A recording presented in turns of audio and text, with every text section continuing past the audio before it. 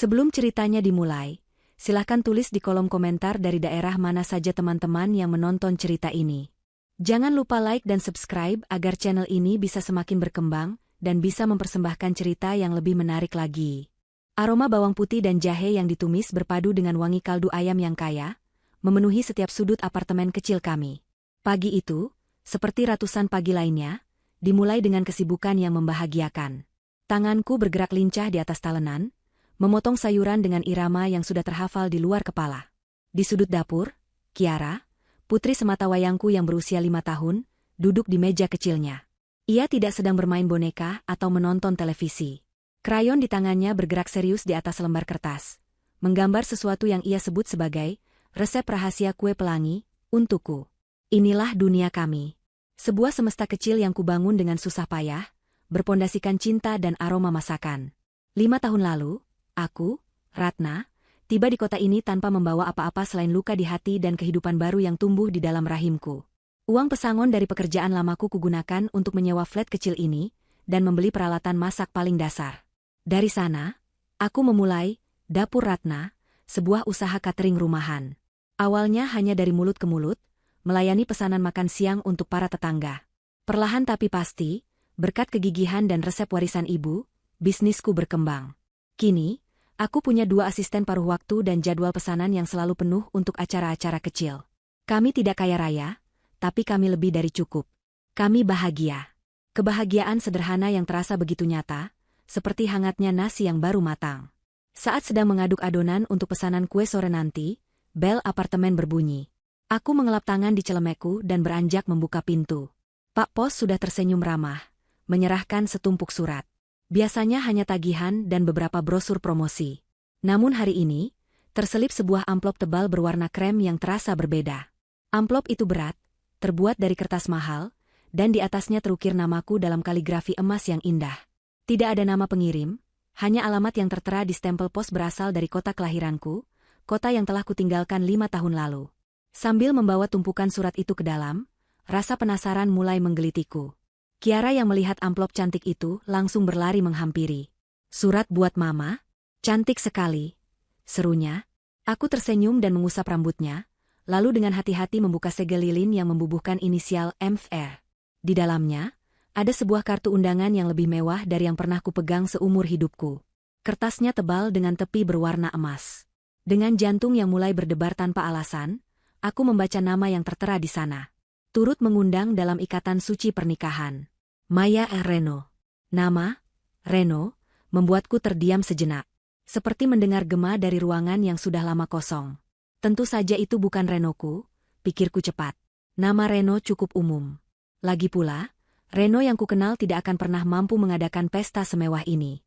Namun, nama di atasnya, Maya, seolah menarik keluar semua kenangan yang telah kukubur dalam-dalam.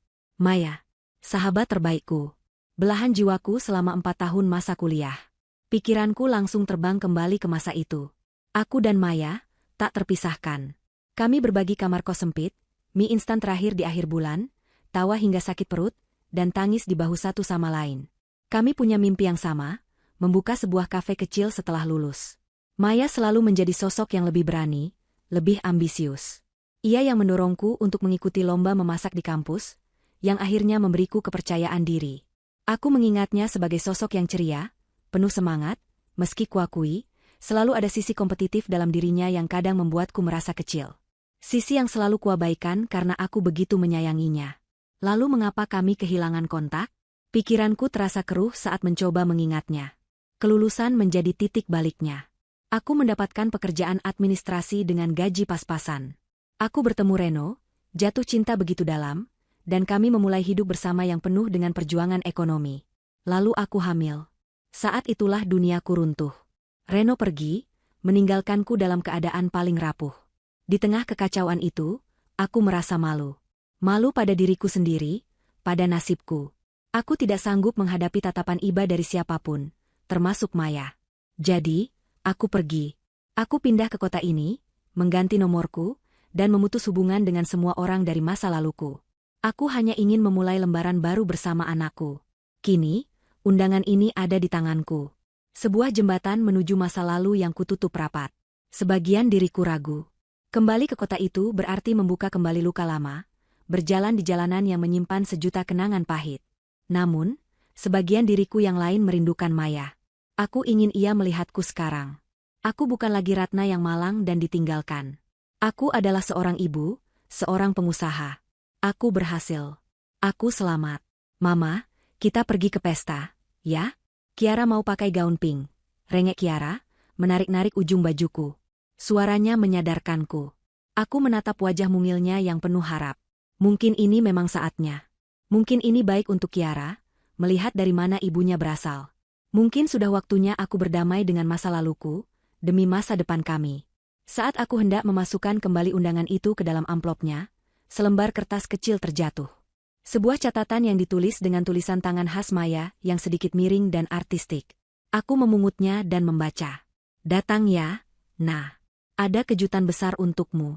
Kamu harus lihat ini. Sebuah senyum tipis terukir di bibirku. Kejutan. Aku membayangkan Maya telah merencanakan sesuatu yang istimewa. Mungkin sebuah reuni kecil dengan teman-teman kuliah kami yang lain di sela-sela pernikahannya. Kata-kata itu terasa hangat, seperti sebuah pelukan dari seorang sahabat lama. Keraguanku sirna seketika. Keputusan sudah dibuat. Kami akan pergi. Aku meraih laptopku, membuka situs pemesanan tiket kereta. Sambil memilih jadwal keberangkatan, pikiranku sudah melayang pada gaun apa yang akan kukenakan. Dan tentu saja, gaun pink tercantik yang bisa kutemukan untuk putri kecilku. Aku merasa secercah kehangatan dan kegembiraan, sebuah antisipasi akan reuni yang indah. Sama sekali tidak menyadari bahwa aku sedang melangkah menuju panggung sebuah pertunjukan pengkhianatan yang paling kejam. Derak ritmis roda kereta yang beradu dengan rel, menjadi musik latar perjalanan kami. Kami berhasil mendapatkan kursi di dekat jendela, dan Kiara menempelkan wajahnya di kaca, matanya berbinar takjub melihat sawah hijau dan rumah-rumah pedesaan yang berlarian ke belakang. Udara pagi yang sejuk masuk dari celah pendingin udara, membawa aroma petualangan yang menyenangkan bagi putriku, namun terasa seperti embusan napas dari masa lalu bagiku. Setiap kilometer yang kami tempuh terasa seperti menarikku semakin dekat pada sebuah magnet besar yang telah lama kutinggalkan. Mama, ceritain lagi tentang Tante Maya, pinta Kiara, akhirnya melepaskan pandangannya dari jendela. Pertanyaannya seperti kunci yang membuka sebuah lemari tua berisi album foto kenangan. Aku tersenyum dan mulai bercerita. Aku melukiskan sosok Maya sebagai pahlawan dalam cerita-ceritaku. Aku bercerita tentang bagaimana Tante Maya selalu membelaku jika ada yang mengganggu, bagaimana ia membawakanku bubur ayam saat aku sakit di kamar kos, dan bagaimana kami pernah nekat begadang semalaman hanya untuk menonton hujan meteor dari atap gedung fakultas. Aku menceritakan semua hal baik, semua tawa dan keceriaan. Aku sengaja memilih kepingan-kepingan memori yang paling berkilau, menyusunnya menjadi mozaik persahabatan yang sempurna untuk didengar oleh telinga kecil putriku. Aku ingin Kiara tahu bahwa sebelum dunianya hanya ada kami berdua, ibunya pernah memiliki seorang sahabat yang begitu berarti. Namun, semakin dalam aku menggali kenangan tentang masa kuliah, semakin sulit untuk menghindari bayangan sosok lain. Sosok yang namanya tidak pernah sekalipun kuucapkan di hadapan Kiara. Reno. Ayah biologisnya. Bahkan saat aku menceritakan tentang sebuah festival musik kampus tempat aku dan Maya menjadi panitia, ingatanku secara otomatis memutar adegan pertemuanku dengan Reno di belakang panggung. Ia adalah gitaris sebuah band indie yang tampil malam itu. Aku ingat betul tatapan matanya yang teduh, senyumnya yang sedikit canggung, dan jemarinya yang begitu lihai menari di atas senar gitar. Malam itu, di tengah riuh rendah suara penonton, ia menyanyikan sebuah lagu sambil menatap lurus ke arahku. Dan aku jatuh cinta. Aku ingat kencan pertama kami. Kami tidak punya uang, jadi kami hanya membeli 2 porsi ketoprak dan duduk di taman kota sampai larut malam. Kami berbicara tentang segalanya. Tentang impiannya menjadi musisi terkenal, tentang mimpiku memiliki kafe sendiri. Saat itu, semua terasa mungkin. Cintanya terasa seperti bahan bakar yang membuatku percaya aku bisa menaklukkan dunia. Kami adalah 2 anak muda yang memimpikan masa depan di tengah kerasnya kenyataan. Namun, mesin waktu di kepalaku terus berputar tanpa bisa kuhentikan, membawaku ke masa-masa yang lebih suram. Setelah lulus, kami menyewa sebuah kamar kecil dan mulai merasakan betapa beratnya hidup. Reno kesulitan mendapatkan pekerjaan tetap. Ia mencoba bekerja serabutan, tetapi semangatnya perlahan padam. Musik yang dulu menjadi pelariannya, kini menjadi sumber frustrasinya. Gitar yang dulu sering ia mainkan untukku, kini lebih sering tergeletak berdebu di sudut kamar. Optimismenya terkikis oleh penolakan dan tagihan yang menumpuk. Keluhannya menjadi musik latar harian kami. Seandainya kita punya uang lebih, atau hidup ini tidak adil, menjadi kalimat yang sering kudengar. Argumen-argumen kecil mulai sering terjadi, seringkali dipicu oleh masalah sepele yang akarnya adalah keputusasaan karena uang. Lalu, tibalah malam yang mengubah segalanya. Malam yang terasa begitu dingin, bahkan di tengah musim kemarau. Aku ingat betul, aku baru saja pulang dari klinik setelah memastikan dugaanku selama beberapa minggu terakhir. Dengan tangan gemetar dan jantung berdebar penuh harap, aku menunjukkan hasil tes itu padanya. Aku membayangkan ia akan terkejut, lalu memelukku erat, dan kehadiran calon buah hati kami akan menjadi penyemangat baru untuk kami berdua. Tapi reaksi yang kuterima jauh dari bayanganku. Wajahnya tidak menunjukkan kebahagiaan. Yang kulihat adalah kepanikan murni, seolah aku baru saja menyerahkan surat panggilan dari pengadilan. Hamil?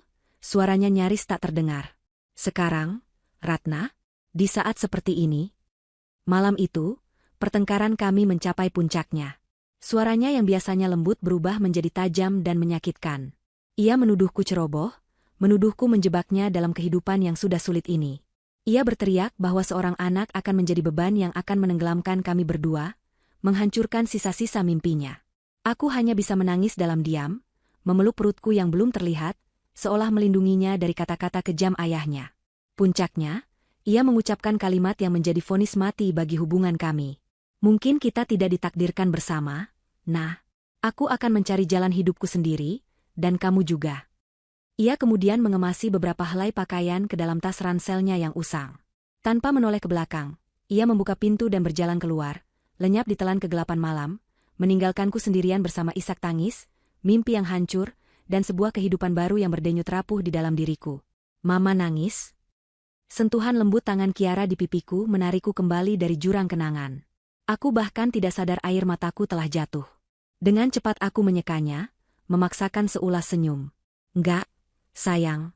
Tadi di luar ada debu masuk ke mata mama. Aku memeluknya erat, begitu erat. Kehangatan tubuh mungilnya adalah sauh yang menahanku agar tidak tenggelam dalam lautan masa lalu yang dingin. Pelukannya adalah pengingat bahwa keputusan Reno untuk pergi adalah hal terbaik yang pernah terjadi padaku. Karena itu memberiku kekuatan untuk membangun dunia baru ini, dunia kami. Pengumuman dari pengeras suara menyadarkanku bahwa kereta akan segera tiba di tujuan. Saat kami melangkah turun ke peron stasiun, udara kota kelahiranku terasa asing sekaligus familiar. Hiruk-pikuk orang, aroma jajanan dari stasiun, semua itu memicu perasaan aneh di dalam diriku. Bukan lagi nostalgia yang hangat, melainkan sebuah firasat dingin yang merayap di tulang punggungku. Aku menggenggam tangan Kiara lebih erat. Kami berjalan keluar dari stasiun, memesan taksi online menuju hotel yang telah kupesan. Sepanjang perjalanan, aku menatap gedung-gedung yang dulu kukenali, merasa seperti turis di negeriku sendiri. Perasaan tidak nyaman itu semakin kuat, seperti langit yang menggelap sebelum badai datang. Aku mencoba meyakinkan diri bahwa ini hanyalah gugup biasa sebelum bertemu teman lama, tanpa tahu bahwa firasatku benar. Aku sedang berjalan menuju pusat badai itu sendiri. Setibanya di hotel, aku merasakan secercah kegembiraan yang tulus. Kamar yang kupesan tidak terlalu besar, namun bersih dan nyaman, dengan jendela lebar yang menghadap ke taman kota. Kiara langsung melompat ke atas tempat tidur empuk dengan tawa riang. Melihatnya bahagia, hatiku ikut menghangat. Untuk sejenak, aku bisa melupakan kegelisahan yang sempat kurasakan di kereta. Kami membuka koper, dan aku mengeluarkan 2 buah gaun yang telah kupersiapkan. Satu gaun berwarna biru tua yang elegan untukku, modelnya sederhana namun potongannya sempurna, gaun yang kubeli dengan hasil jerih payahku sendiri. Gaun itu melambangkan diriku yang sekarang, simpel, kuat, dan mandiri. Untuk Kiara, tentu saja, sebuah gaun berwarna pink Fanta yang mengembang, lengkap dengan pita besar di pinggangnya. Ia tampak seperti putri kecil dari negeri dongeng saat mengenakannya. Saat aku merias wajahku di depan cermin, aku menatap pantulan diriku lekat-lekat. Wajah ini bukan lagi wajah gadis naif berusia 20-an yang penuh mimpi. Ada beberapa garis halus di sudut mataku, jejak dari malam-malam tanpa tidur dan air mata yang tak terhitung jumlahnya. Namun, sorot mataku kini berbeda. Lebih tegas, lebih tenang. Aku telah melalui badai dan berhasil berdiri tegak. Malam ini, aku akan bertemu sahabat lamaku bukan sebagai Ratna yang malang, melainkan sebagai Ratna, seorang ibu dan pemilik dapur Ratna. Rasa percaya diri itu memberiku kekuatan. Kami tiba di lobi hotel tempat pernikahan dilangsungkan 1 jam kemudian. Aku terkesiap. Ini bukan sekadar pesta pernikahan, ini adalah sebuah pergelaran kolosal. Ribuan tangkai mawar putih dan lili menghiasi setiap sudut, menjuntai dari pilar-pilar marmer yang menjulang tinggi. Lampu-lampu kristal raksasa menggantung di langit-langit, memendarkan cahaya keemasan yang membuat seluruh ruangan tampak berkilauan. Para tamu yang hadir mengenakan gaun malam dan setelan jas terbaik mereka, berbicara dalam bisikan anggun sambil menikmati hidangan pembuka yang disajikan oleh para pramusaji. Untuk sesaat, aku merasa seperti salah kostum. Dunia ini begitu jauh dari duniaku yang beraroma kaldu ayam dan adonan kue. Sebuah bisikan dari masa lalu, suara yang mengatakan aku tidak pantas berada di sini, sempat terngiang di telingaku. Namun, aku segera menepisnya. Aku menegakkan punggungku, menggandeng tangan Kiara, dan melangkah masuk dengan kepala terangkat. Aku mengedarkan pandangan, mencari wajah Maya yang kukenal, namun ia tak terlihat dimanapun. Mungkin ia sedang berada di ruang rias, mempersiapkan diri. Kami menemukan meja kami, sebuah meja bundar yang ditata apik tidak jauh dari jalur utama menuju pelaminan. Aku hanya tersenyum sopan pada tamu lain di meja kami, tidak berminat untuk memulai percakapan. Aku terlalu sibuk mengamati kemewahan di sekelilingku, mencoba menerka siapa gerangan pria beruntung yang menikahi sahabatku. Pria ini pastilah seseorang yang luar biasa kaya dan berpengaruh. Aku turut bahagia untuk Maya. Ia selalu mendambakan kehidupan yang seperti ini. Tak lama kemudian, lampu ruangan sedikit diredupkan. Alunan musik instrumental yang lembut berhenti, digantikan oleh suara pembawa acara yang mengumumkan bahwa prosesi sakral ijab kabul akan segera dimulai. Seluruh tamu terdiam, perhatian mereka terpusat pada sebuah panggung kecil yang ditata indah di depan pelaminan, lengkap dengan meja akad yang tertutup kain putih bersih. Jantungku berdebar sedikit lebih kencang, sebuah antisipasi yang wajar saat akan menyaksikan momen sakral sahabat sendiri. Rombongan keluarga mempelai pria memasuki ruangan. Aku mencoba melihat wajah sang mempelai pria, namun posisinya saat duduk membelakangiku. Aku hanya bisa melihat punggungnya yang tegap, terbalut jas berwarna putih gading yang tampak sangat mahal. Aku tidak bisa melihat wajahnya dengan jelas. Begitu pula dengan Maya, ia belum menampakkan diri. Tentu saja, sesuai adat, mempelai wanita baru akan keluar setelah ijab kabul dinyatakan sah. Suasana menjadi hening dan khusyuk. Sang penghulu mulai memimpin doa. Aku tersenyum tipis, pikiranku tanpa sadar melayang pada angan-anganku di masa lalu. Aku pernah membayangkan hari seperti ini bersama Reno.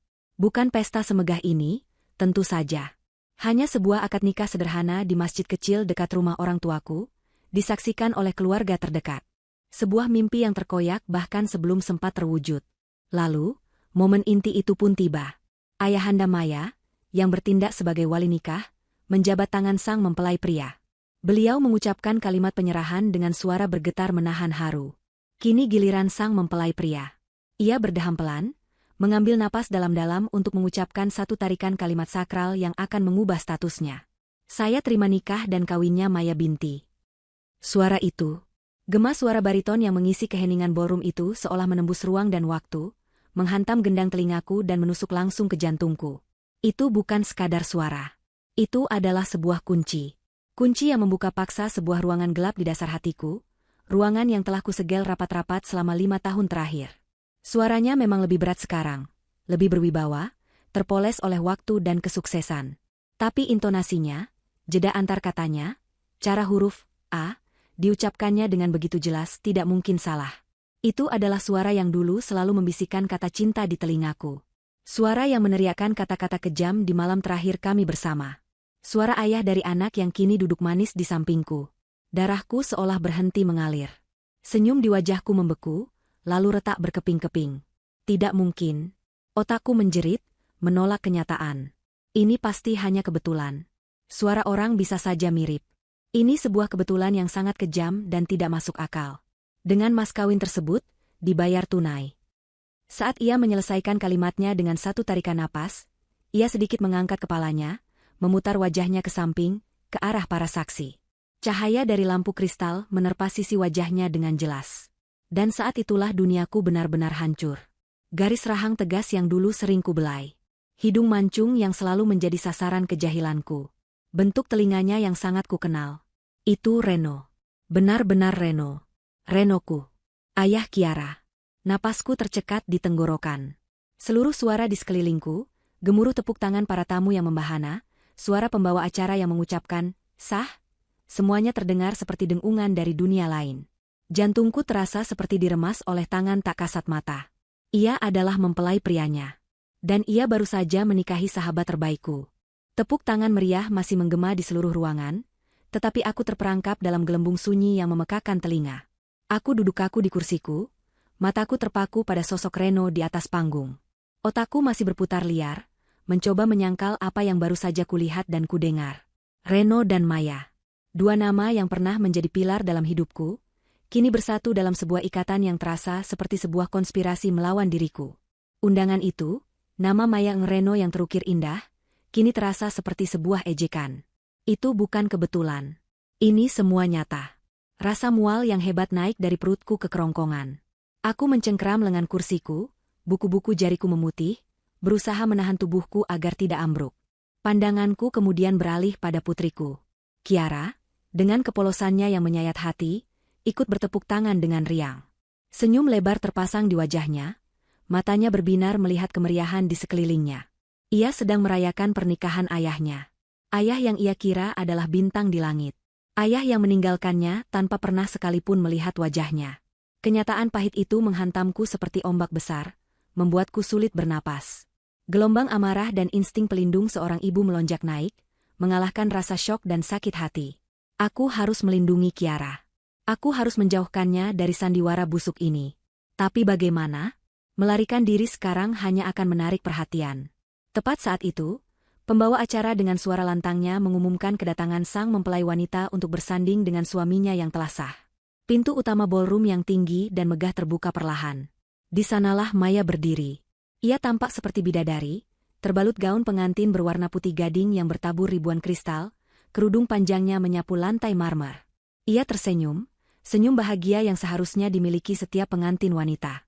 Saat ia mulai berjalan perlahan di atas karpet merah, tatapannya menyapu seluruh tamu yang berdiri menyambutnya.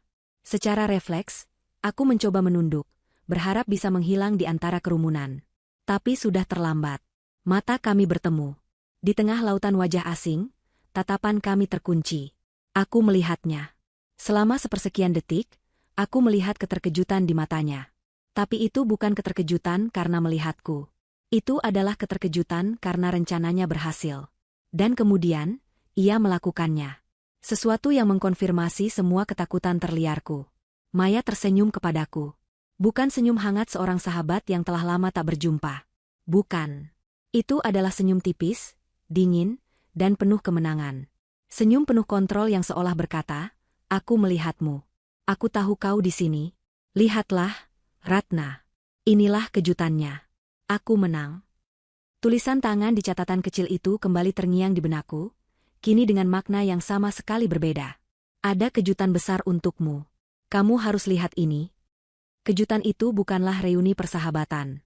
Kejutan itu adalah pertunjukan ini. Sebuah panggung megah yang sengaja ia bangun untuk memamerkan kemenangannya, untuk menunjukkan kepadaku bahwa ia telah mengambil semua yang pernah kumiliki dan menganggapnya berharga. Perang besar berkecamuk di dalam diriku. Sebagian dari jiwaku menjerit, menyuruhku untuk membawa Kiara dan lari sejauh mungkin dari neraka ini. Lari dan jangan pernah menoleh ke belakang. Tapi sisi lain diriku, sisi yang ditempa oleh kesulitan selama 5 tahun terakhir, menolak untuk kalah. Aku menatap Reno yang kini berdiri di samping Maya. Ia menggenggam tangan istri barunya, tersenyum pada fotografer, tapi senyumnya kaku dan matanya tampak kosong. Ia belum melihatku. Ia terlihat seperti boneka pajangan yang mahal. Lalu aku menatap Maya lagi, yang berdiri dengan begitu angkuh dan percaya diri. Melihat senyum kemenangannya itu membakar habis sisa-sisa kesedihanku, menyulutnya menjadi amarah yang membara. Tidak, aku tidak akan lari. Aku tidak berjuang seorang diri membesarkan putriku, membangun hidup dari nol, hanya untuk melarikan diri seperti seorang pengecut di hadapan hantu masa laluku. Aku tidak akan memberinya kepuasan melihatku hancur. Aku akan menghadapi mereka. Aku menarik napas dalam-dalam, mencoba menenangkan jantungku yang berdebar kencang. Aku harus tenang. Demi Kiara. Aku merapikan gaunku dan memaksakan ekspresi paling netral yang kubisa ke wajahku. Aku membangun sebuah topeng ketenangan untuk menyembunyikan badai yang mengamuk di dalam. Aku menoleh pada putriku, senyum lembut terpasang di bibirku. Kiara sayang, sebentar lagi kita beri selamat untuk Tante Maya, ya? Setelah itu, Mama janji kita akan makan es krim coklat paling besar yang ada di pesta ini. Kataku, suaraku terdengar lebih stabil dari yang kuduga. Kiara bersorak pelan, matanya langsung berbinar membayangkan es krim. Genggaman tangannya yang mungil dan hangat di tanganku, menjadi pusat kekuatanku. Tangan inilah yang memberiku alasan untuk bertahan hidup, untuk berjuang. Dan kini, tangan ini pula yang akan memberiku keberanian untuk berjalan menuju pelaminan itu. Kami akan berjalan bersama. Bukan sebagai korban yang malang, tapi sebagai bukti nyata dari kehidupan yang telah mereka buang. Aku belum tahu apa yang akan kukatakan atau kulakukan.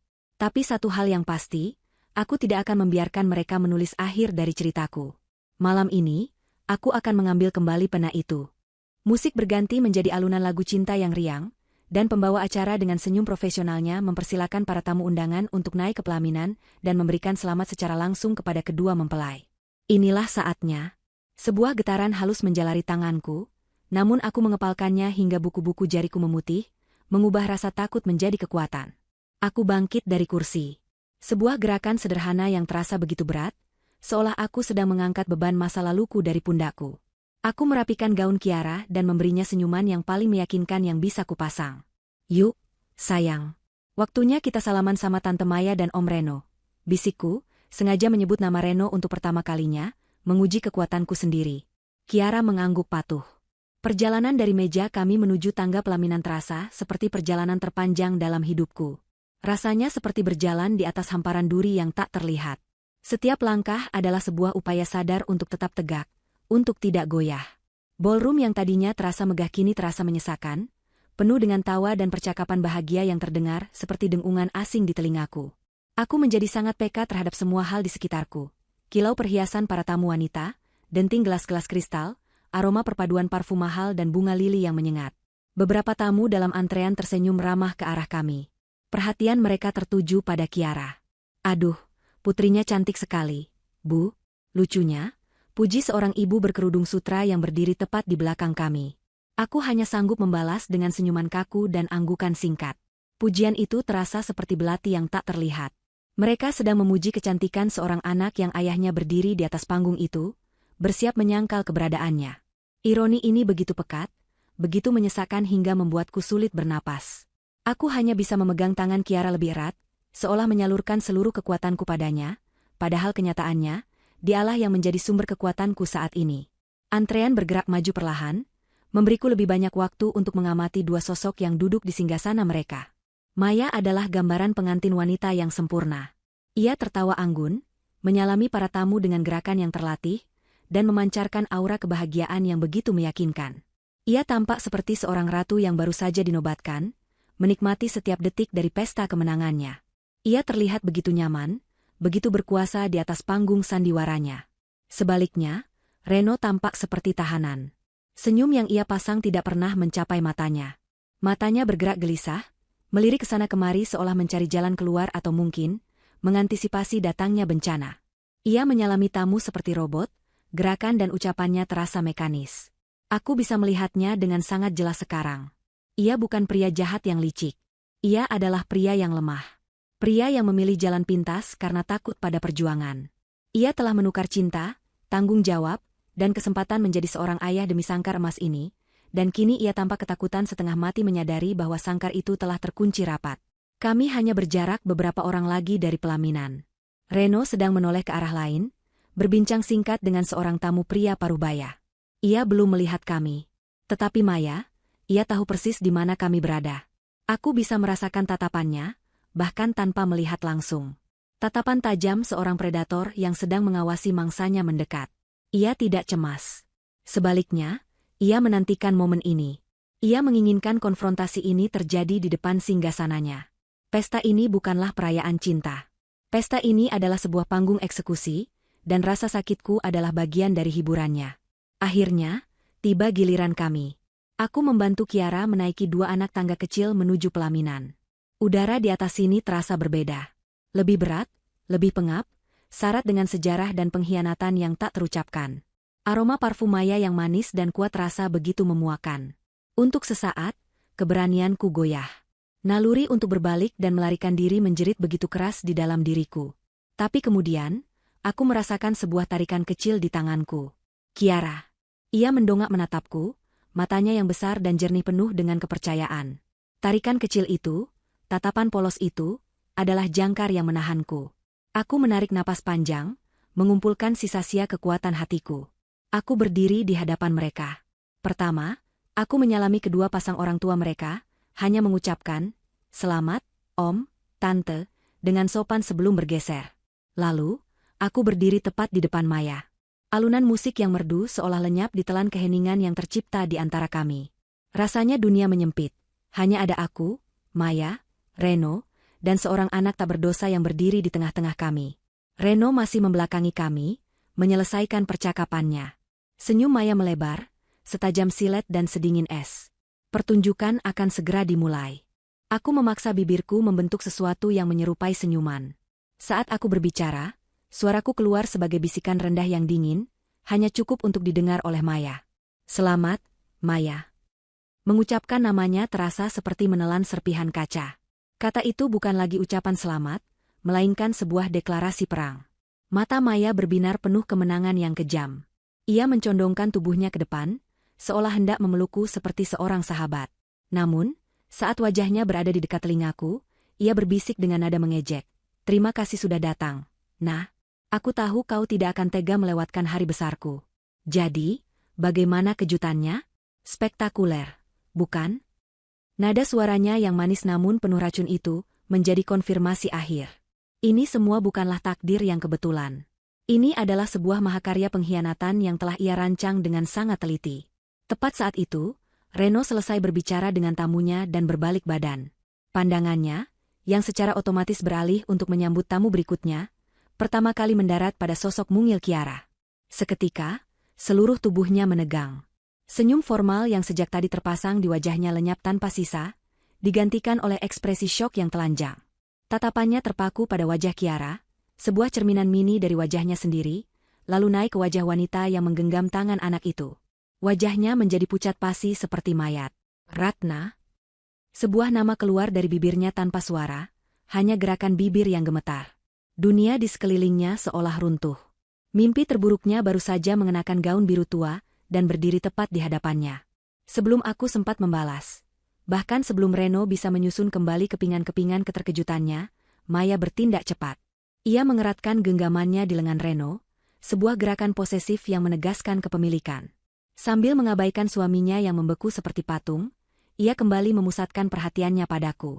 Suaranya masih berupa bisikan, namun kini nadanya berubah menjadi sombong dan penuh kebanggaan, seolah ia akan menceritakan sebuah pencapaian terbesar dalam hidupnya. "Kau mau tahu sebuah rahasia kecil? Nah?" desisnya, jelas sekali menikmati setiap detik dari penderitaanku dan kepanikan Reno. "Akulah yang menyuruhnya untuk meninggalkanmu." Jantungku terasa berhenti berdetak. Aku menatapnya, tak mampu berkata-kata. Otakku menolak untuk memproses kekejian dari kalimat itu. Maya melanjutkan, pengakuannya mengalir lancar tanpa sedikit pun keraguan. 5 tahun yang lalu, saat dia datang padaku dalam keadaan frustrasi dan putus asa, beberapa hari setelah kau memberitahunya bahwa kau hamil, aku memberinya sebuah pilihan yang sangat sederhana. Dia bisa memilih untuk tetap bersamamu, kembali ke kehidupan miskin kalian, dan selamanya terikat pada seorang wanita hamil yang hanya akan menjadi beban dan penghambat mimpinya. Atau, ia berhenti sejenak, melirik sekilas pada kemegahan pesta di sekeliling mereka dengan dagu terangkat. Dia bisa memilihku, memilih masa depan. Aku menjanjikannya semua ini. Kekayaan keluargaku, koneksi ayahku, kehidupan yang nyaman. Aku mengatakan padanya, kau dan bayi itu hanya akan menjadi pengingat permanen dari kegagalannya. Jadi, aku menyuruhnya pergi. Lupakan masa lalu kelam itu. Dan lihatlah, ia mengakhiri kalimatnya dengan senyum sinis yang menusuk, aku adalah wanita yang selalu menepati janji. Pengakuan itu menghantamku seperti badai. Aku terhuyung secara emosional, tercekik oleh tingkat kejahatan yang tak terbayangkan. Tapi iblis bergaun pengantin itu belum selesai. Tatapan dinginnya kemudian jatuh pada Kiara, yang menatap bingung pada interaksi aneh orang-orang dewasa di hadapannya. Dan anak itu, kata Maya dengan nada ringan yang dibuat-buat, seolah sedang membahas noda kecil di taplak meja. "Oh, jangan terlalu dipikirkan. Anggap saja dia kenang-kenangan dari masa lalunya yang kelam. Sebuah kesalahan kecil yang untungnya tidak perlu ia tanggung seumur hidup." Kesalahan kecil. 2 kata itu menjadi pelatuknya. Caranya merendahkan keberadaan putriku, darah dagingku, buah dari perjuanganku, menjadi percikan api yang menyulut gunung berapi amarah di dalam diriku. Topeng ketenanganku hancur berkeping-keping. Rasa sakit dan kesedihan menguap, digantikan oleh amarah yang membara dan jernih. Cukup sudah. Aku tidak akan lagi menjadi korban dalam drama mereka. Mataku secara tidak sengaja menangkap sebuah mikrofon yang berdiri di dekat tepi panggung, ditinggalkan oleh pembawa acara. Sebuah ide, liar, nekat, dan begitu membebaskan, mulai terbentuk di benakku. Panggung ini tidak akan menjadi panggung kemenangan mereka. Malam ini, aku akan mengubahnya menjadi panggung keadilanku. Kata-kata Maya, kesalahan kecil, terus terngiang di telingaku, membakar habis sisa-sisa kesabaranku. Amarah yang kurasakan bukan lagi amarah panas yang membabi buta, melainkan amarah dingin yang memberiku fokus dan tujuan yang jernih. Ini bukan lagi tentang hatiku yang dihancurkan. Ini adalah tentang membela kehormatan dan hak hidup putriku. Mataku terpaku pada mikrofon yang berdiri anggun di standnya. Benda itu bukan lagi sekadar alat pengeras suara. Malam ini, benda itu akan menjadi senjataku, menjadi palu keadilanku. Dalam satu gerakan yang cepat, lancar, dan penuh tujuan, aku melepaskan genggaman tangan Kiara. Aku melangkah dengan tegas melewati Maya yang masih terperangah dan Reno yang membatu, lalu meraih mikrofon itu dari standnya. Terdengar suara decitan singkat yang memekakan telinga saat aku menyalakannya, sebuah suara sumbang yang berhasil merobek selubung kemeriahan pesta. Musik yang tadinya mengalun merdu langsung berhenti. Seluruh aktivitas di ballroom terhenti. Ratusan pasang mata kini serempak menoleh ke arah panggung, ke arahku. Keheningan yang canggung dan penuh tanda tanya menyelimuti ruangan. Mereka semua bertanya-tanya, siapa wanita bergaun biru yang berani menginterupsi acara ini? Jantungku berdebar begitu kencang, rasanya seperti seekor burung yang terperangkap di dalam sangkar rusukku. Tapi suaraku, saat akhirnya keluar melalui pengeras suara, terdengar luar biasa tenang dan kuat, menggema hingga ke sudut terjauh ballroom. Mohon maaf sebelumnya karena telah mengganggu waktu dan kebahagiaan para hadirin sekalian. Aku memulai. Nada bicaraku sopan namun mengandung ketegasan yang tak terbantahkan, memaksa semua orang untuk mendengarkan. Bisik-bisik mulai terdengar, para tamu saling bertanya, mencoba menebak identitasku. Aku memutar tubuhku sedikit, menghadapkan diriku pada pasangan pengantin yang kini menatapku dengan ekspresi syok. Senyum kemenangan di wajah Maya telah lenyap, digantikan oleh topeng amarah dan ketidakpercayaan. Reno terlihat seolah nyawanya baru saja dicabut dari tubuhnya. Saya hanya ingin menggunakan kesempatan berharga ini untuk memberikan ucapan selamat yang paling tulus dan paling spesial untuk kedua mempelai. Mataku mengunci tatapan Maya. Aku mengucapkan setiap kata dengan penekanan yang tajam. Selamat untuk sahabat terbaikku, Maya, kataku, membiarkan frasa, sahabat terbaikku, menggantung di udara, syarat dengan racun ironi. Selamat, karena setelah penantian dan usaha selama 5 tahun, kau akhirnya berhasil. Berhasil mendapatkan semua yang paling kau inginkan dengan cara mengambilnya dari kehidupan orang lain. Gelombang keterkejutan yang nyata menjalar di antara para tamu. Suara desahan dan bisikan kini terdengar lebih keras, seperti lebah yang sarangnya diganggu. Suasana yang tadinya meriah kini berubah menjadi tegang dan penuh antisipasi. Aku kemudian mengalihkan pandanganku pada mempelai pria yang pucat dan gemetar. Dan tentunya, ucapan selamat yang jauh lebih besar lagi ingin saya sampaikan kepada mempelai pria yang sangat terhormat, Reno. Aku sengaja berhenti, membiarkan jeda itu membangun ketegangan hingga ke titik puncaknya. Aku melangkah mundur sejenak, meraih kembali tangan mungil Kiara, dan dengan lembut menuntunnya untuk berdiri di sisiku, tepat di bawah sorotan lampu panggung. Dengan tanganku yang bebas masih memegang mikrofon erat-erat, aku menatap lautan wajah-wajah yang terkejut di hadapanku. Suaraku terdengar lagi, lebih lantang dan tak tergoyahkan, melepaskan bom yang telah kusimpan selama 5 tahun. Ayah dari putriku ini, Kiara, yang sekarang sudah berusia 5 tahun. Seorang anak perempuan yang kau buang begitu saja tanpa belas kasihan saat ia bahkan belum sempat menghirup udara dunia, saat ia masih tak berdaya di dalam kandunganku. Sebuah pekikan syok kolektif terdengar dari seluruh penjuru ruangan. Setelah pekikan itu, yang tersisa hanyalah keheningan. Keheningan yang absolut, berat, dan memekakan telinga. Setiap tamu membeku di tempatnya. Mata mereka bergerak liar, dari aku yang berdiri tegak, ke Kiara yang menatap bingung, ke Maya yang wajahnya memerah karena amarah, dan terakhir ke Reno yang hancur lebur. Pesta pernikahan yang indah ini, dalam sekejap, telah berubah menjadi sebuah ruang pengadilan publik. Dan aku, adalah jaksa penuntutnya. Keheningan yang menyelimuti ballroom terasa begitu berat, dipenuhi oleh keterkejutan dan penghakiman yang tak terucap. Ratusan pasang mata kini menjadi juri, terpaku pada drama nyata yang tersaji di atas panggung. Aku bisa melihat wajah kedua orang tua Reno dan Maya dari sudut mataku. Mereka tampak pucat pasi, menanggung rasa malu yang luar biasa di hadapan kolega dan kerabat mereka. Maya menatapku dengan tatapan membunuh. Riasan pengantinnya yang sempurna tidak mampu menutupi kemarahan dan kebencian yang terpancar dari matanya. Sedangkan Reno, ia adalah personifikasi dari rasa bersalah itu sendiri. Ia tidak berani menatap siapapun. Pandangannya terpaku pada ujung sepatunya yang mengkilap, seolah berharap lantai marmer itu akan terbelah dan menelannya hidup-hidup. Kiara, yang terperangkap di tengah badai senyap ini, mulai merasa tidak nyaman. Ia tidak mengerti mengapa suasana tiba-tiba menjadi begitu tegang. Ia tidak tahu mengapa semua orang menatapnya.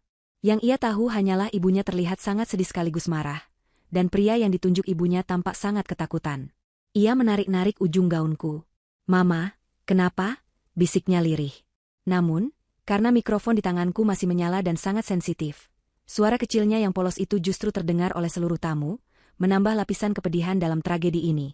Mendengar suara putriku, amarah di hatiku sedikit mereda, digantikan oleh gelombang kesedihan yang dalam.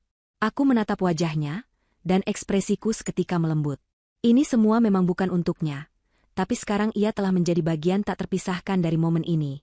Mungkin, ini adalah satu-satunya kesempatan bagi Kiara untuk melihat ayahnya, untuk mengetahui bahwa ia nyata. Aku berjongkok, menyamakan tinggiku dengannya, tubuhku sedikit melindunginya dari tatapan ratusan orang.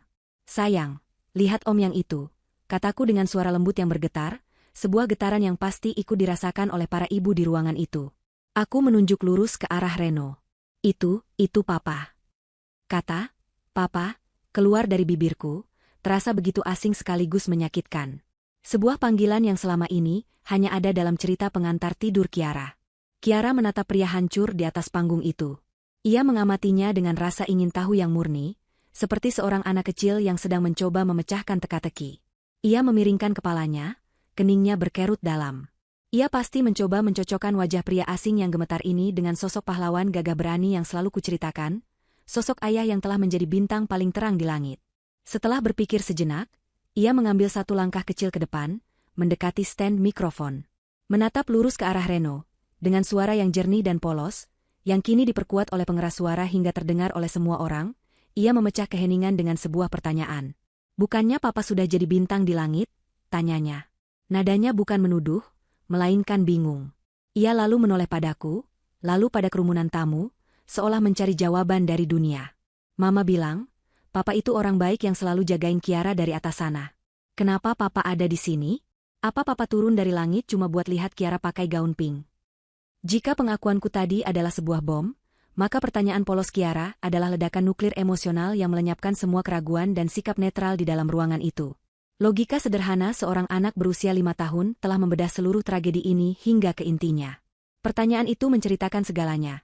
5 tahun kebohongan seorang ibu yang terpaksa ia ciptakan untuk melindungi hati anaknya, 5 tahun penantian seorang gadis kecil yang merindukan sosok ayah yang tak pernah ia kenal, dan kehancuran hatinya saat menyadari ia selama ini meratapi seorang ayah yang ternyata masih hidup dan sehat. Para tamu tidak bisa lagi menahan emosi mereka. Beberapa wanita mulai terisak, mengeluarkan sapu tangan dari tas mereka. Bisikan-bisikan syok ini telah berubah menjadi geraman amarah dan cemoohan yang ditujukan pada Reno dan Maya. Pesta pernikahan yang telah dirancang dengan begitu sempurna, kini hancur berkeping-keping. Bukan oleh teriakan amarah atau sumpah serapah, melainkan oleh sebuah pertanyaan polos dari seorang anak kecil yang hatinya baru saja ikut hancur. Pertanyaan polos Kiara adalah vonis terakhir. Seluruh simpati di ruangan itu kini tak terbantahkan lagi menjadi milik kami. Kemarahan para tamu, yang tadinya hanya berupa bisikan, kini mulai menemukan suaranya. Mereka adalah para kolega bisnis, teman-teman sosialita, dan kerabat terpandang dari keluarga Reno dan Maya.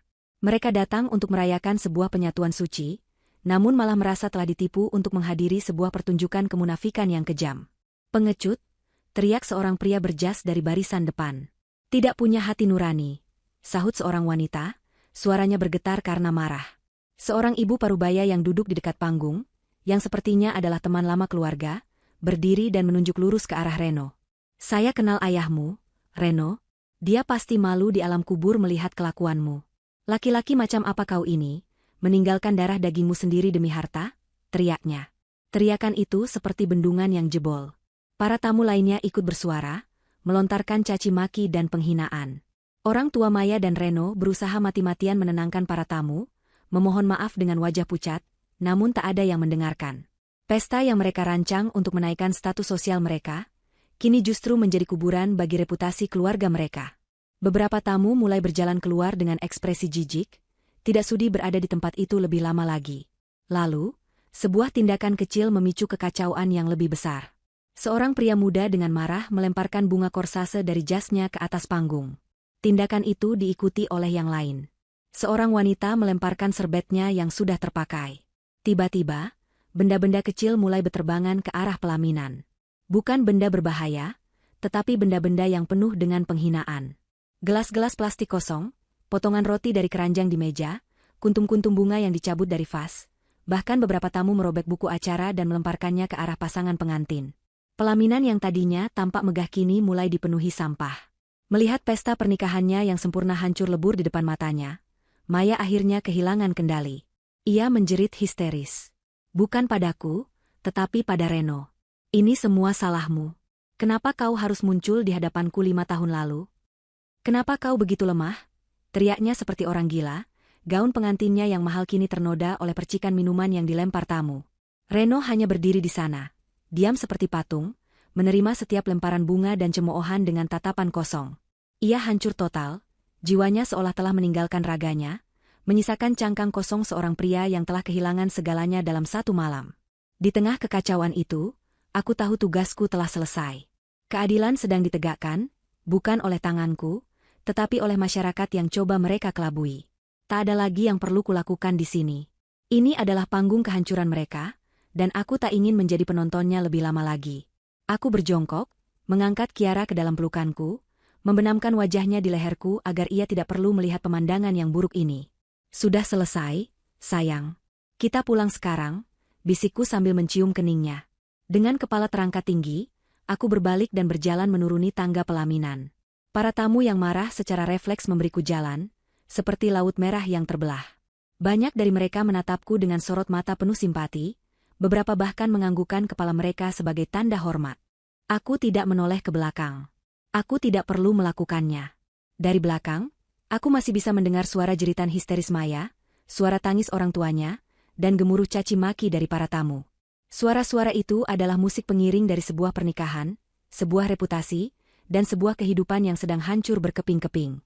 Karma datang begitu cepat, begitu langsung, dan begitu memalukan. Dan rasanya begitu adil. 1 tahun kemudian. Pagi itu cerah, dan aroma kopi yang baru diseduh berpadu dengan wangi roti panggang, menciptakan suasana yang hangat dan ramah. Aku berdiri di tengah sebuah dapur profesional yang luas dan berkilauan, jauh lebih besar dari dapur di apartemen lamaku. Ini adalah dapur di kafeku sendiri. Mimpi yang dulu pernah kubagi dengan seorang pengkhianat, kini telah kuwujudkan seorang diri. Di papan nama kayu yang tergantung di depan kafe, terukir tulisan tangan yang indah, Cafe Kiara. Kehidupanku berubah total. Setelah malam pernikahan yang kacau itu, ceritaku menyebar dari mulut ke mulut dan menjadi viral di media sosial lokal. Banyak orang bersimpati dan penasaran dengan usaha cateringku. Pesanan membludak. Dengan kerja keras dan bantuan pinjaman lunak dari sebuah lembaga pemberdayaan perempuan yang tersentuh oleh kisahku, aku berhasil membuka kafe ini 6 bulan lalu. Orang-orang datang karena penasaran, tetapi mereka kembali lagi karena makananku yang lezat dan suasana kafe yang nyaman. Aku kini stabil secara finansial, dihormati sebagai pengusaha wanita, dan yang terpenting, hatiku damai. Kiara, yang kini berusia 6 tahun, tumbuh menjadi anak yang ceria dan pintar. Kami telah melewati trauma malam itu dengan bantuan seorang psikolog anak dan cinta ibu yang tak terbatas. Baginya, pria di pesta itu hanyalah om jahat yang bikin mama sedih. Dunianya penuh warna, dan ia tahu dunianya aman bersamaku. Saat sedang mengelap meja bar di jam sepi, salah satu karyawanku, Dita, menyodorkan ponselnya padaku. Mbak Ratna, lihat ini deh. Berita kemarin. Aku mengambil ponsel itu dan membaca judul beritanya. Dihantam skandal pernikahan dan gagal bayar utang, Imperium Properti Keluarga Hidayat diambang kebangkrutan. Dengan napas tertahan, aku membaca artikel itu. Di sana, tertulis dengan jelas bagaimana skandal, pernikahan berdarah, itu menjadi awal dari kehancuran bisnis keluarga Maya. Skandal itu membuat mereka kehilangan muka dan kepercayaan dari para investor besar, yang satu persatu menarik dana mereka. Dihantam oleh citra publik yang buruk dan serangkaian keputusan bisnis yang panik, kerajaan bisnis mereka yang angkuh itu kini runtuh. Artikel itu juga menyebutkan nasib pasangan itu. Reno dan Maya resmi bercerai bahkan sebelum pernikahan mereka genap berusia 3 bulan. Tekanan publik dan rasa malu yang tak tertanggungkan telah meracuni hubungan mereka dari dalam. Maya, yang tak sanggup lagi menanggung malu dan kehilangan seluruh kemewahannya, dikabarkan pindah keluar pulau, hidup dalam pengasingan. Dan Reno? Paragraf terakhir menceritakan nasibnya. Ia langsung dipecat dari jabatan tinggi di perusahaan keluarga Maya. Ia mencoba kembali ke dunia musik, tetapi namanya sudah tercemar. Ia dicemooh di mana-mana sebagai ayah yang menelantarkan anaknya. Kabar terakhir menyebutkan ia bekerja sebagai kasir di sebuah minimarket di pinggiran kota, hidup seorang diri di kamar kos sempit, tenggelam dalam penyesalan. Aku teringat, beberapa bulan lalu ada teman lama yang mencoba menghubungiku, mengatakan Reno ingin meminta maaf. Aku tidak pernah membalasnya. Aku mengembalikan ponsel itu pada Dita. Tidak ada rasa kemenangan yang meluap-luap di hatiku. Tidak ada dendam. Yang ada hanyalah perasaan lega yang dalam dan tuntas. Kisah mereka sudah selesai. Mereka sudah tidak lagi menjadi bagian dari duniaku. Nasib mereka kini tak lebih dari sekadar catatan kaki dalam buku kehidupanku yang telah membuka lembaran baru. Aku berjalan ke arah jendela besar kafeku. Di taman kecil yang sengaja kubangun di samping kafe, aku melihat Kiara sedang bermain di ayunan, tawanya yang renyah terdengar hingga ke dalam. Suara itu, tawa putriku yang murni dan tanpa beban. Itulah kemenanganku yang sesungguhnya. Itulah balas dendamku yang paling manis. Aku membuka pintu dan berjalan menghampirinya.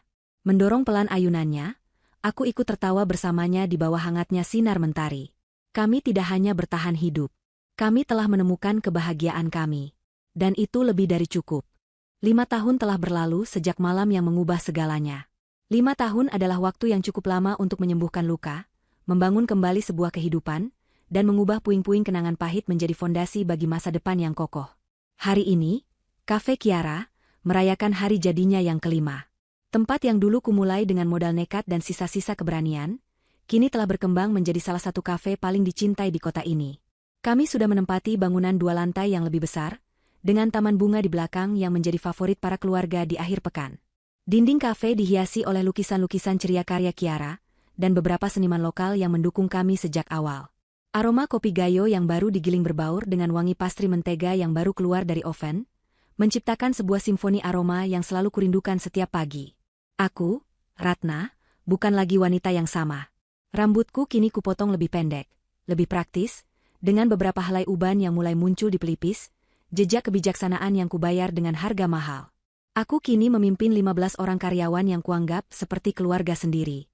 Aku tidak lagi berjalan dengan kewaspadaan seorang korban, melainkan dengan kepercayaan diri seorang pemimpin, seorang penyintas, seorang ibu. Putriku, Kiara, kini telah berusia 10 tahun. Ia tumbuh menjadi gadis kecil yang cerdas, berempati, dan memiliki selera humor yang luar biasa. Ia adalah matahari dalam semestaku. Sore itu, di tengah kemeriahan pesta ulang tahun kafe yang kami adakan untuk para pelanggan setia, Kiara membantuku membagikan potongan kue tart pelangi raksasa. Ia melakukannya dengan senyum profesional yang menggemaskan, seolah ia adalah manajer kecil di kafe ini. Melihatnya tertawa lepas bersama anak-anak pelanggan lain di taman, hatiku dipenuhi oleh rasa syukur yang begitu meluap hingga terasa sesak. Inilah harta karunku. Inilah kemenanganku.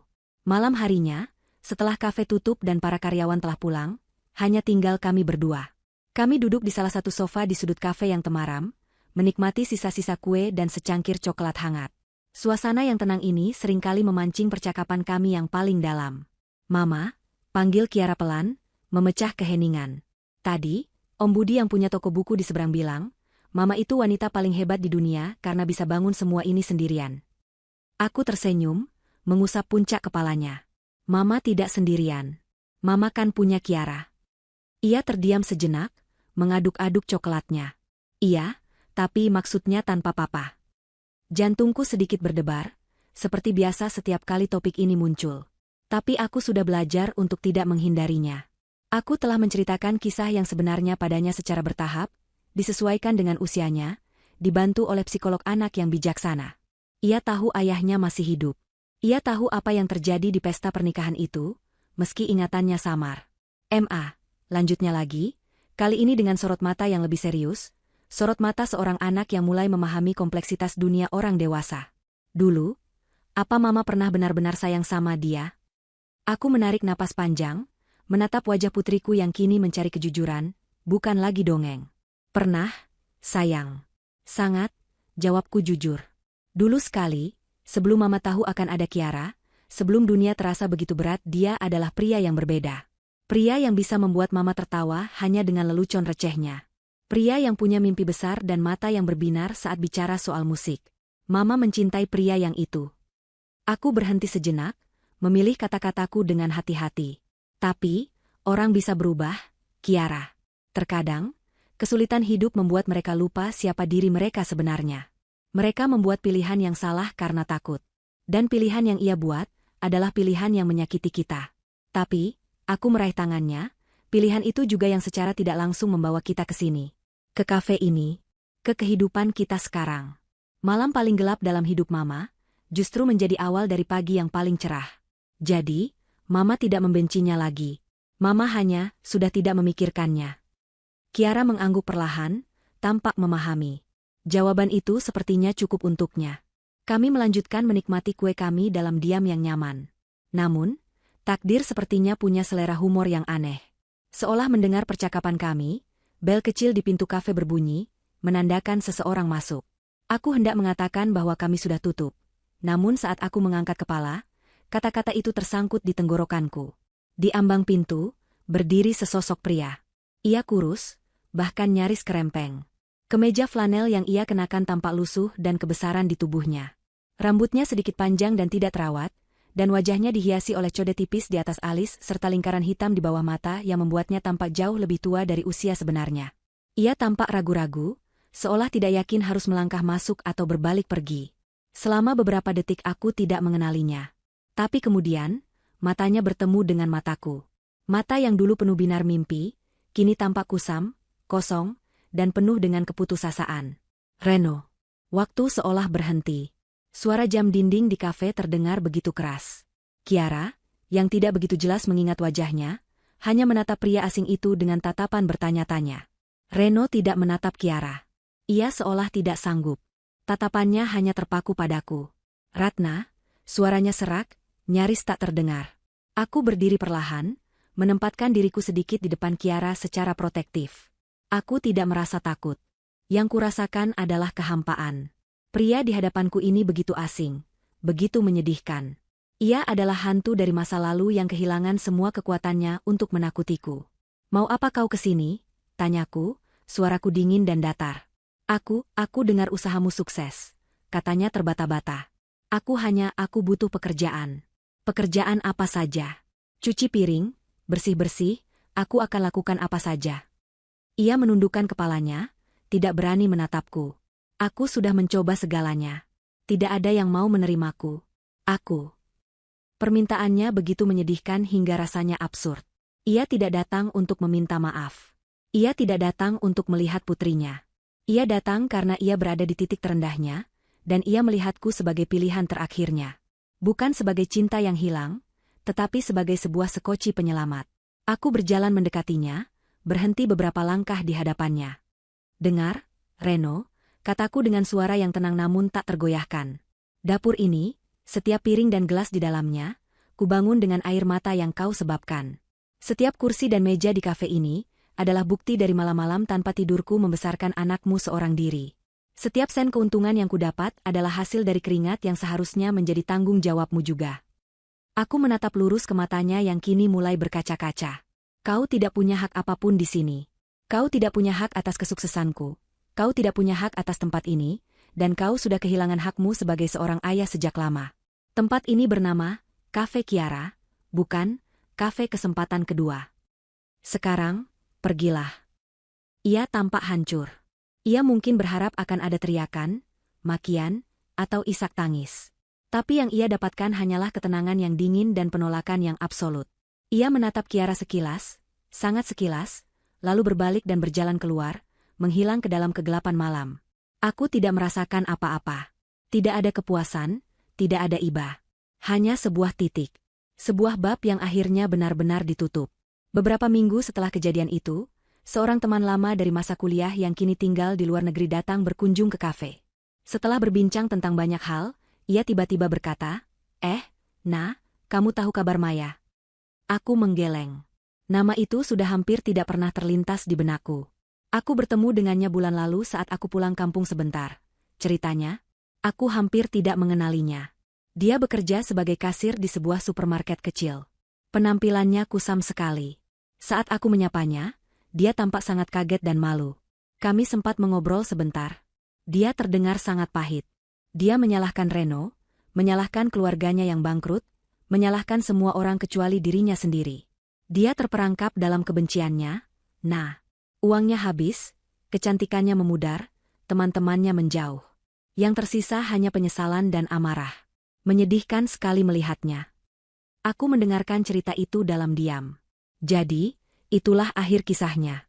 Bukan penjara atau kemiskinan total, melainkan sebuah hukuman yang lebih halus dan mungkin lebih kejam. Hidup selamanya dalam penjara kebencian yang ia ciptakan sendiri. Ia mendapatkan dunia yang ia inginkan, dan dunia itu runtuh. Meninggalkannya tanpa apa-apa, bahkan tanpa kemampuan untuk mencintai dirinya sendiri. Malam itu, setelah seharian bekerja, aku dan Kiara duduk di sofa rumah kami, membuka-buka album foto lama. Aku menunjukkan padanya foto-fotoku saat masih kuliah. Foto diriku yang sedang tertawa lepas bersama teman-teman, foto saat aku memenangkan lomba masak pertama kali, foto saat aku wisuda dengan senyum penuh harapan. Lihat, Mama waktu muda cantik juga ya, kata Kiara sambil terkikik. Aku tersenyum. Iya dong. Aku menatap foto diriku di masa lalu itu. Seorang gadis naif yang belum tahu betapa kejamnya dunia bisa memperlakukannya. Tapi aku tidak lagi merasakan kesedihan untuknya. Aku justru merasa bangga. Gadis itu telah berjuang. Ia jatuh, ia terluka, ia hancur. Tapi ia bangkit kembali, lebih kuat dari sebelumnya. Aku telah memaafkan. Bukan untuk Reno atau Maya. Aku memaafkan masa lalu demi diriku sendiri. Aku memaafkan diriku karena pernah begitu naif. Memaafkan telah membebaskanku. Balas dendam terbaikku bukanlah kehancuran mereka, melainkan kebahagiaanku. Kebahagiaan utuh yang kubangun dengan tanganku sendiri, bata demi bata. Aku memeluk Kiara erat, menghirup aroma sampo dari rambutnya. Di luar, bintang-bintang mulai bermunculan di langit malam. Salah satunya tampak bersinar lebih terang dari yang lain. Dulu, aku menunjuk bintang itu dan berkata pada Kiara bahwa di sanalah ayahnya berada. Kini, aku tidak perlu lagi berbohong. Aku bisa menunjuk ke arah hatiku sendiri dan berkata, semua yang kita butuhkan ada di sini, sayang. Selalu ada di sini. Dan di tengah gema tawa kami yang mengisi kehangatan rumah, aku tahu bahwa kisah kami bukanlah kisah tentang balas dendam. Ini adalah kisah tentang kelahiran kembali. Dan fajar kami baru saja dimulai.